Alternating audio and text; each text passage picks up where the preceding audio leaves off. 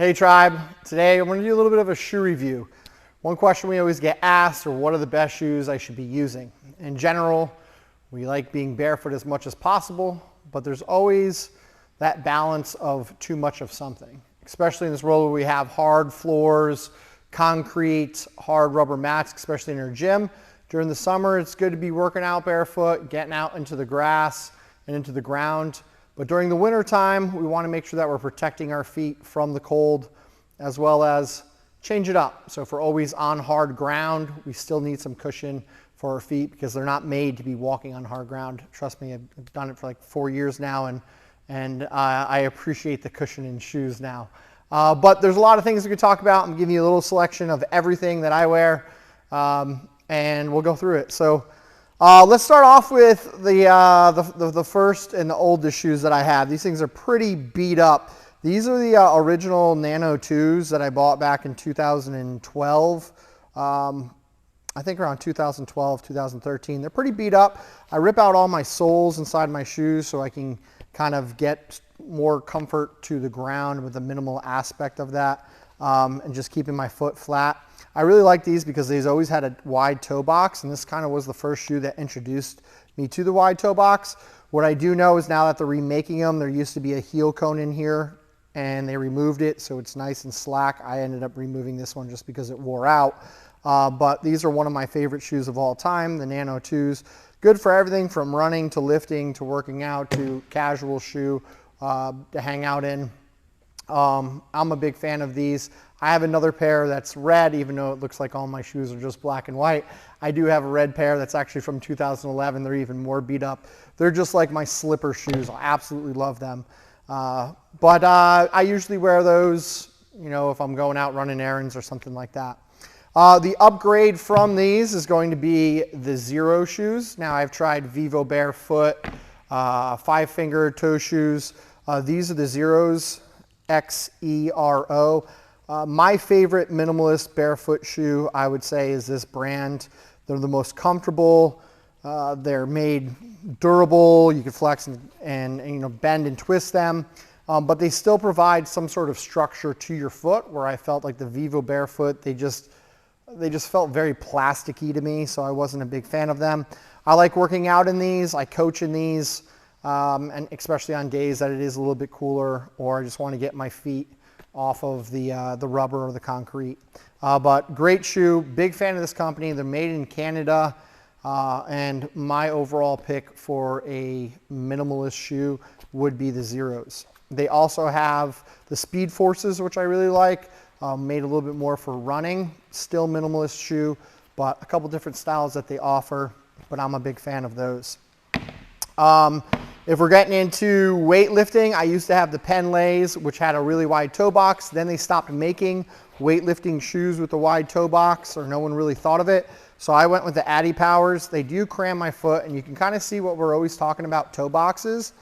And we can see how pointed this is and how it's going to be squishing, excuse all the dirt, these are pretty old, squishing my toes in, where this is going to allow my foot to be a little bit more natural. So when we're talking about shoes, this is what we want to avoid. At the same time, you know, I have a pair of cleats that kind of squish my foot. It's not the end of the world if it does. Just in general, we try to keep a wider toe box.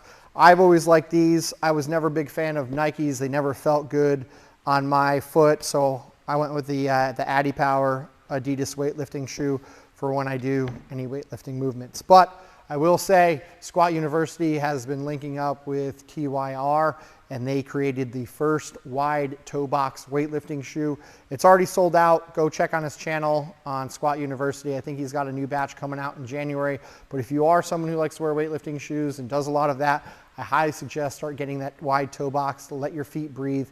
You'll get more muscle engagement. Your lift should feel better. Let's see. It is coming winter time, so we'll talk about these guys. These are also Zeros, same company that made this shoe. This is my winter boot.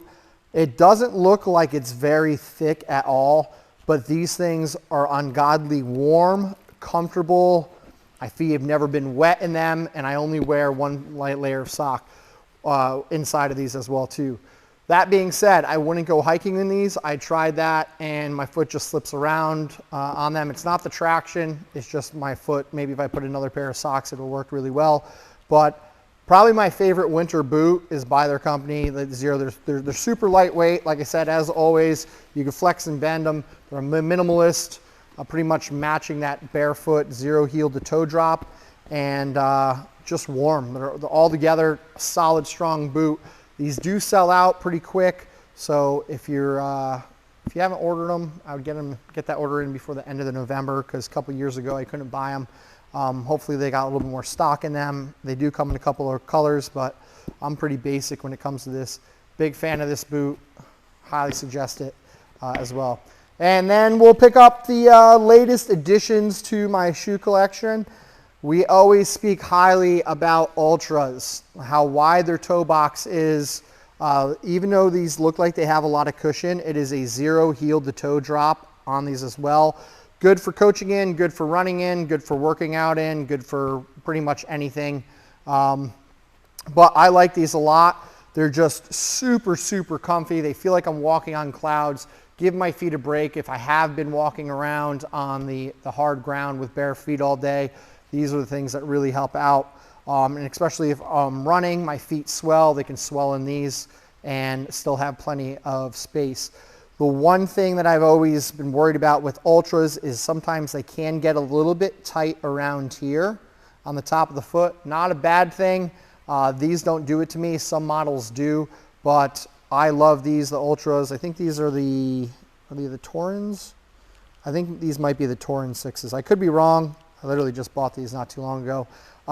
But they're a pricey shoe, but all shoes are pretty pricey, but highly worth it. If you haven't put on a pair of Ultras, never worn a pair of Ultras, I suggest doing it, especially if you're going to go running. And then to finish that off, I have my Topos or Topos. As you can see, it has a 3mm drop. I really like this.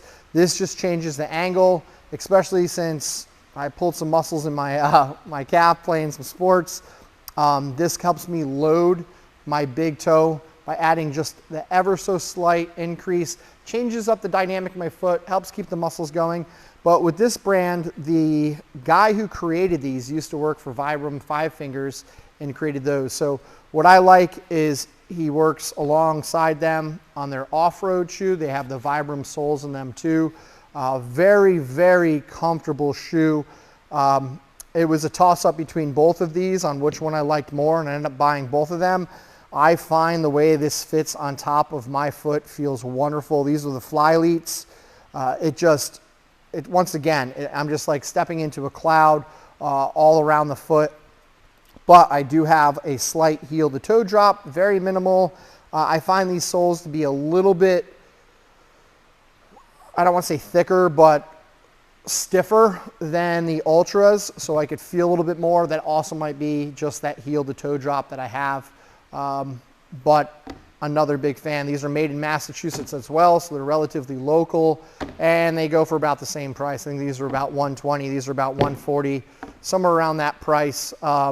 I haven't bought shoes in so long, so I find they're quite expensive, but apparently that's the going rate of shoes. But ultimately, this is what I rock throughout the year. And, you know, I just try stuff out, see if I like it. And if I don't like the brand, then I'm going to try something out. There's tons of brands that are out there. There's a lot more shoes that are coming out with a wider toe box. And not just workout shoes, but dress shoes you can find. So a lot of these companies do make dress shoes with that wide toe box for those guys who are women who are wearing suits or dresses throughout the day to help make sure that your foot is healthy and not cramming them into heels. But once again, I highly suggest checking out Zeros made out of Canada for winter boots and workout boots, running and casual walking. I'd go with the Topos or the Ultras.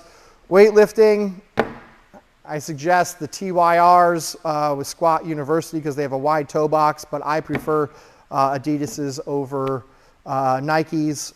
And then I have just my everyday super comfy slippers that are shoes, the classic Nano 2s by Reebok with the wide toe box. So if you guys got any questions, feel free to let me know. We'll see you guys next week.